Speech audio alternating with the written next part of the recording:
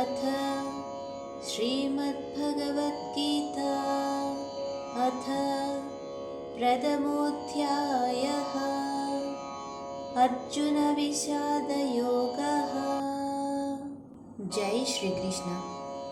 धृतराष्ट्र उवाच धर्मक्षेत्रे कुरुक्षेत्रे समवेतायुयुत्सवः మామకాః పాండవైశ్చైవ కిమకుర్వత సంజయ। ఈ మొదటి శ్లోకం యొక్క భావాన్ని పరిశీలించినట్లయితే ధృతరాష్ట్రుడు సంజయుడిని ఈ విధంగా అడుగుతున్నాడు. ఏమని అంటే, ఓ సంజయ, ధర్మభూమి అయిన కురుక్షేత్రంలో పాలు పంచుకుంటున్న నా పుత్రులు ఇంకా పాండుపుత్రులు ఏమి చేస్తున్నారు?